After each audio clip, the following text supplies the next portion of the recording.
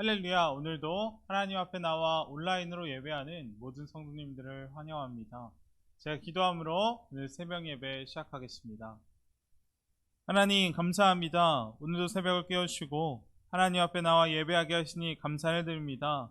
하나님만 바라는 저희 마음 가운데 은혜를 부어주시고 오늘 하나님께서 주신 말씀을 통해 우리가 다시 한번 우리의 모습을 점검하여 세상 가운데 빛과 소금의 역할을 잘 감당하는 저희 모두가 되게 하여 주옵소서. 하나님 또한 이 새벽 하나님 앞에 간절히 기도하는 기도 제목 가지고 나왔습니다. 하나님께서 누구보다 우리의 마음을 잘 아시오니 저희의 기도를 들어주시고 하나님께서 저희의 모든 필요를 채워 주옵소서. 오늘도 오늘 주실 것 기대하오며 예수님의 이름으로 기도합니다. 아멘. 오늘 주시는 하나님의 말씀은 히브리서 13장 1절부터 8절까지의 말씀입니다. 형제 사랑하기를 계속하고 손님 대접하기를 잊지 말라. 이로써 부지 중에 천사들을 대접한 이들이 있었느니라. 너희도 함께 갇힌 것 같이 갇힌 자를 생각하고 너희도 몸을 가졌은즉 학대받는 자를 생각하라. 모든 사람은 결혼을 귀히 여기고 침소를 더럽히지 않게 하라. 음행하는 자들과 간음하는 자들을 하나님이 심판하시리라. 돈을 사랑하지 말고 있는 바를 족한 줄로 알라. 그가 친히 말씀하시기를 내가 결코 너희를 버리지 아니하고 너희를 떠나지 아니하리라 하셨느니라. 그러므로 우리가 담대히 말하되 주는 나를 돕는 이시니 내가 무서워하지 아니하겠노라. 사람이 내게 어찌하리요 하노라. 하나님의 말씀을 너희에게 일러주고 너희를 인도하던 자들을 생각하며 그들의 행실을 결말을 주의하여 보고 그들의 믿음을 본받으라. 예수 그리스도는 어제나 오늘이나 영원토록 동일하시니라. 아멘. 저는 얼마 전에 한 다큐멘터리를 보게 되었습니다. 그 다큐의 제목은 나는 신이다 라는 제목의 프로그램이었는데 이 다큐에서는 한국에 있는 이단들의 모습을 촬영해 적나라하게 보여주었습니다. 그런데 너무 안타까운 것은 그 이단들은 우리와 같은 성경을 읽고 같은 하나님을 믿는다라고 말하면서도 뒤로는 자신들의 욕심을 채우고 있다는 것입니다. 분명 우리가 읽는 똑같은 성경을 읽고 같은 하나님을 믿고 있지만 그 하나님을 이용해서 자신의 성욕을 채우고 물질을 빼돌리며 자신이 하나님 자리에 올라서 많은 사람들을 고통받게 하고 있다는 것이었습니다. 너무나도 끔찍한 모습이 아닐 수 없었습니다. 그런데 그 이단들 가운데 어떤 이단이 있었냐면 구원파라는 이단이 있었습니다. 그들이 가지고 있는 교리를 독특합니다. 왜냐하면 그들은 한번 구원을 받으면 영원히 구원을 받았다라고 생각하기 때문입니다. 그래서 그들에게는 한번 구원을 받았으므로 더 이상 거룩한 삶도 필요 없습니다. 회개도 필요 없습니다. 어떤 짓을 하더라도 한번 구원받은 것은 영원히 구원받은 것이기 때문에 천국에 갈 수 있게 된다는 것입니다. 그런데 만약 그들 삶 가운데 양심에 찔림이 있거나 그들 삶 가운데 생활을 하다 죄를 지어 죄책감이 들게 된다면 그것은 구원의 확신이 없어서 그들의 마음 가운데 찔림이나 죄책감이 드는 것이라고 가르친다고 합니다. 그래서 그들에게는 구원의 확신이 정말 중요하다고 합니다. 그래서 그들은 구원받은 구체적인 시간, 몇 년, 몇 월, 몇 시에 구원을 받았는지 정확히 알고 있어야 한다고 합니다. 한번 구원받았으니 영원히 구원받았기 때문입니다. 이것은 정말 말도 안 되는 교리이고 성경적이지 않습니다. 그러나 사람들은 죄가 주는 불편함을 느끼지 않아도 된다는 그 해방감 때문에 구원파의 그 말도 안 되는 교리에 미혹되게 된다고 합니다. 분명 우리는 예수님을 믿음으로 구원을 받은 사람들입니다. 하나님의 거룩한 자녀가 된 것입니다. 그러나 구원받았다고 해서 다 끝난 것이 아닙니다. 오히려 구원은 하나님께로 나아가는 시작입니다. 다시 말해 우리가 구원의 확신도 중요하지만 그것보다 더 중요한 것은 구원받은 우리가 세상 가운데 우리의 구원을 증명해 가야 한다는 것입니다. 하나님 자녀가 된 우리가 하나님 말씀에 순종하며 세상 가운데 그 구원을 증명해 나가는 것입니다. 그래서 특별히 사도 바울은 구원에 대해 어떻게 말하냐면 구원은 이루어 가야 한다는 것이라고 말하고 있는 것을 보게 됩니다. 빌립보서 2장 12절 말씀입니다.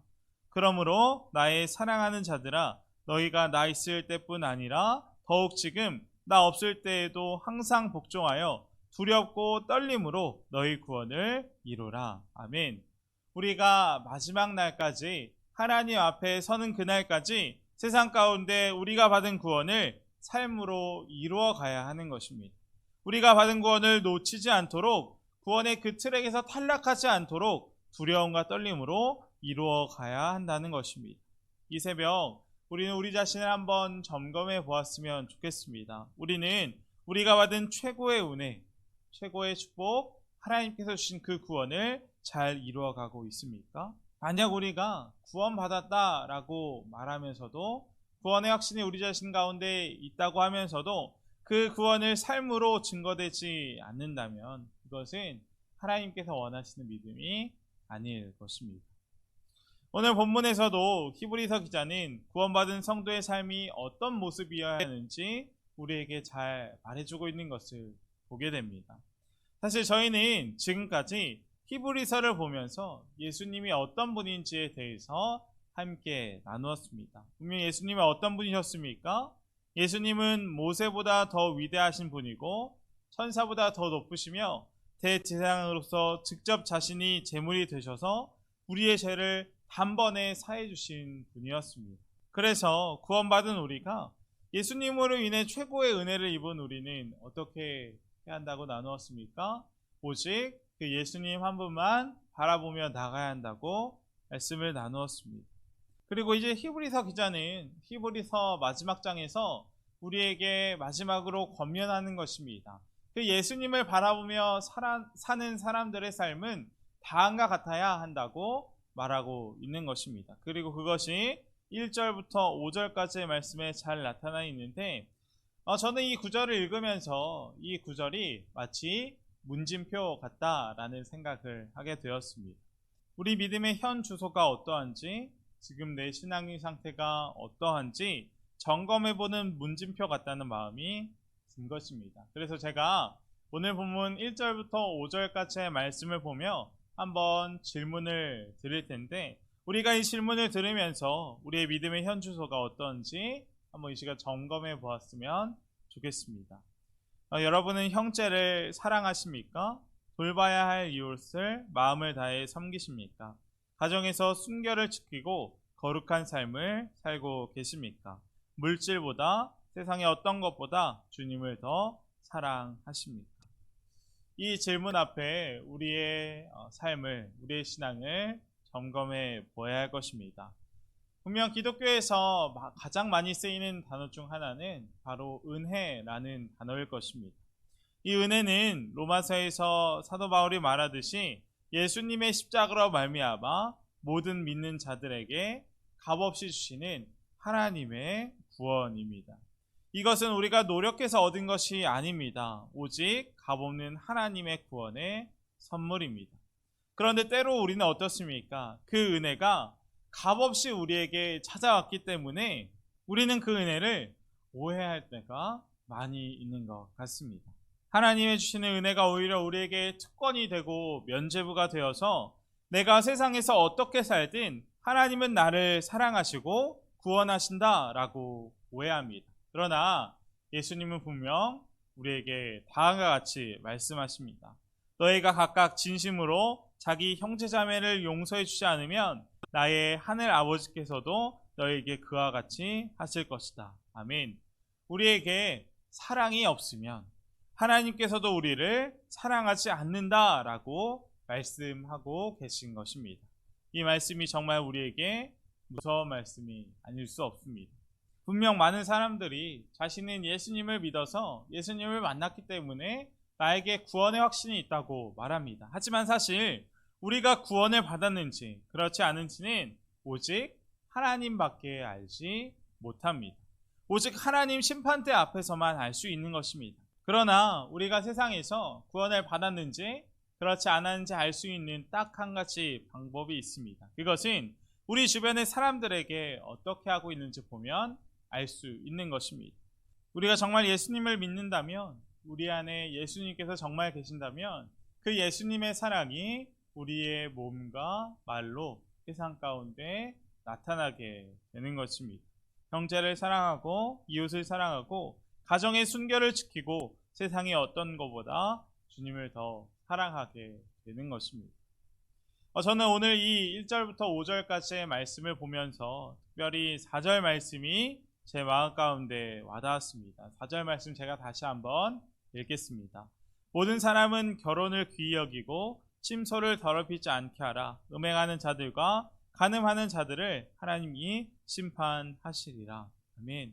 우리는 우리의 가족을 귀하게 여겨야 할 것입니다. 우리는 분명 가족들과 가장 많은 시간을 보내며 가장 많이 함께 합니다. 그런데 누구보다 가족과 함께 가깝게 지내다 보니 오히려 다른 사람에게 하는 것보다 가족에게 함부로 말하거나 가족들에게 함부로 대할 때가 많이 있습니다.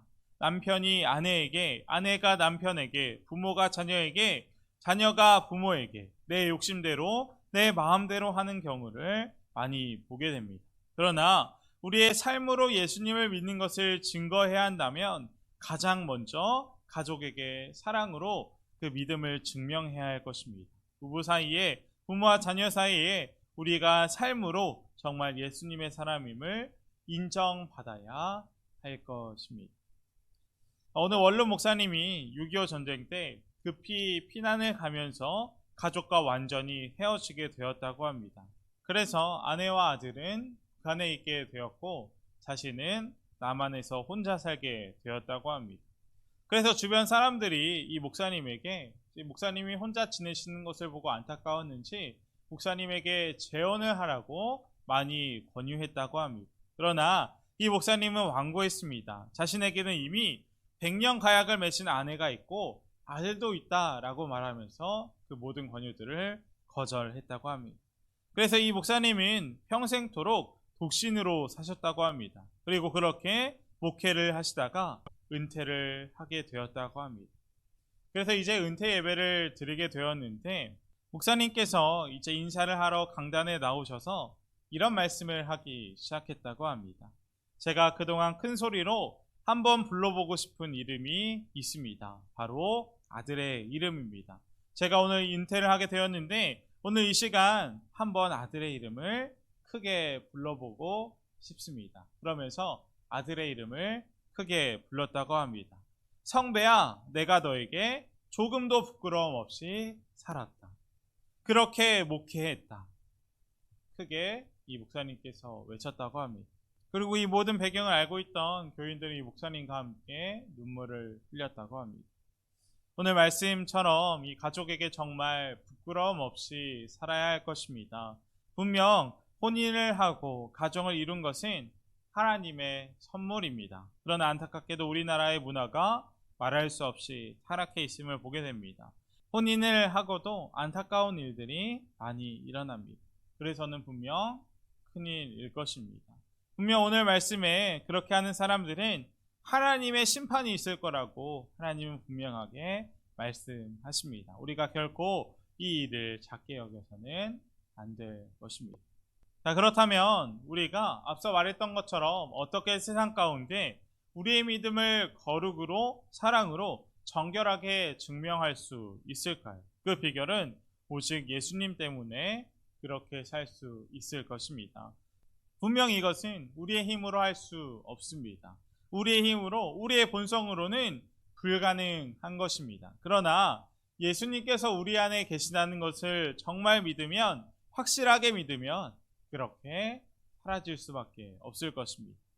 5절 말씀에 우리에게 참 은혜가 되고 힘이 되는 말씀이 있습니다. 5절 하반절 말씀입니다.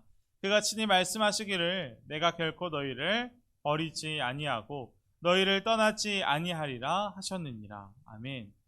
이 말씀은 예수님께서 친히 하신 말씀이라고 오늘 본문 말씀에 기록되어 있습니다.